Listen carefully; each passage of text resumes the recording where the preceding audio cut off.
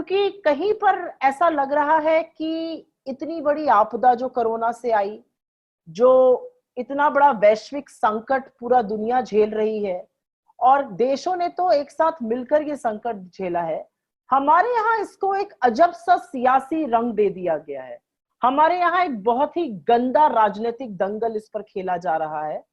और मैं जिस प्रदेश से आती हूँ, उत्तर प्रदेश से, मैं उसके बारे में आज विशेष रूप से उल्लेख करना चाहती हूँ।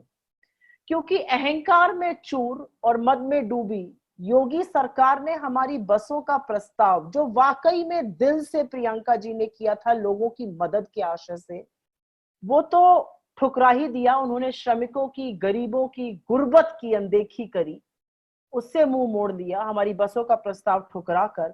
पर उसके उपरांत जो उन्होंने राजनीति खेली, इतनी गंदी राजनीति खेली जिसकी हमें भी आशा नहीं थी।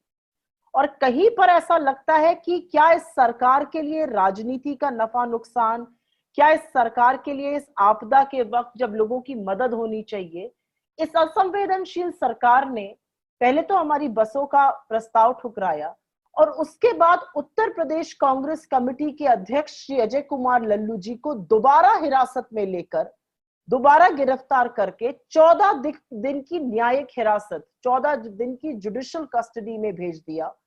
वो लखनऊ की एक बंद पड़ी मिल, जिसका नाम सागर मिल है, वहां पर बंद कर दिए गए हैं।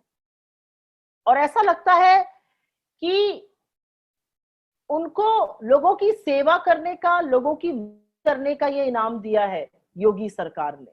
और इसकी जितनी निंदा की जाए, इसकी जितनी भर्त्सना की जाए, वो कम है।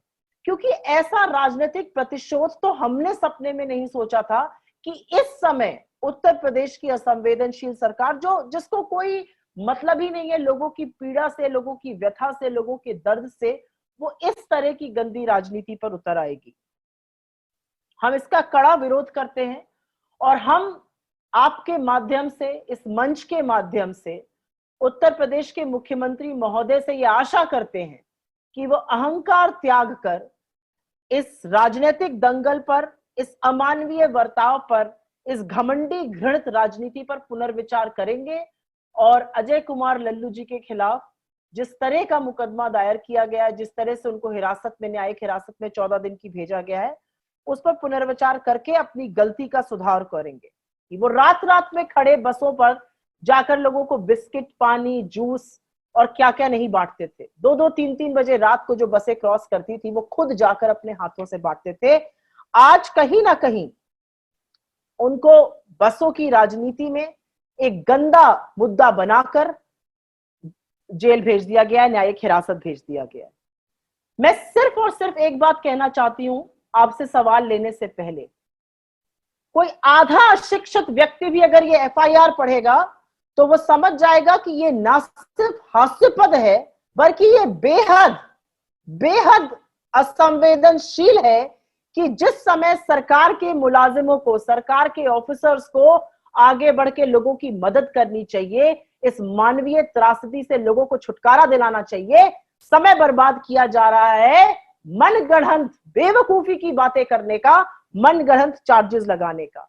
जो चार्जेस लगाए गए, और मैं लीगलीज में नहीं पढ़ना चाहती हूँ, लेकिन सेक्शन 182, 420, 467, 468, ये सब ऐसे हास्यास्पद सेक्शन लगाए गए हैं जिसको कि समझ पाना भी अजीब ही बात है। आप ऐसा कह रहे हैं कि संदीप सिंह जी, जो प्रियंका जी के निजी सचिव थे, जिनके खिलाफ भी एफआईआर है, और अजय कुमार लल्लू जी के खिलाफ भी जो नामजद एफआईआर है, उसमें आपने सेक्शन लगाए हैं कि बस इनका आशय था सरकारी ऑफिसर से लोगों का नुकसान कराना।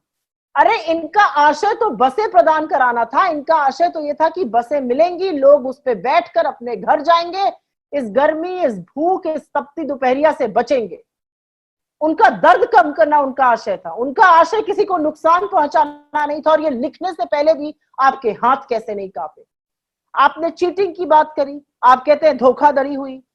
इतनी गंदी राजनीति, इतनी शर्मनाक राजनीति आप अपने मुलाजिमों से खिलवाड़ करा रहे हैं। आपको इस समय विपक्ष को साथ लेकर, आपको इस समय अपने हर ऑफिसर को आगे करके, अग्रिम पंक्ति में खड़ा कर इस मानवीय त्रासदी को झेलना है। इस मानवीय त्रासदी से लोगों को बचाना है। और आप क्या कर रहे हैं? आप विपक्ष के नेताओं की अनदेखी कर रहे हैं, हमारी मदद की गुहार को ठुकरा रहे हैं। प्रियंका जी ने इतने दिल से और साफ दिल से मदद की गुहार करके ये तक कहा था, बसें ले लीजिए, अपनी फोटो लगवा दीजिए, लेकिन लोगों को घर पहुंचा दीजिए। आपने ना तो अपनी बसें चलाई, ना हमारी बसें चलाने दी, और आपने हमारे अध्यक्ष को हिरासत में भेज दिया, हमारे अध्यक्ष की गिरफ्तारी करी। ये लोकतंत्र है? आप अपने आप को सच में लोकतंत्र का प्रहरी कहते हैं? ये निहायत ही लोकतंत्र की हत्या करने वाला काम है। हम फिर से कहेंगे, ये प्रतिशोध की राजनीति है। और ऐसी आपदा के वक्त में मेरी आपसे हाथ जोड़ के विनती है योगी जी और आपके पूरे महकमे से, कि इस हाई हैंडेडनेस को छोड़िए, लोगों की मदद करिए, प्रतिशोध की राजनीति को त्यागिए, अपने फैसले पर पुनर्विचार करिए और अजय कुमार लल्लू जी के खिलाफ करी हुई प्रतिशोध की राजनीति को खत्म करिए।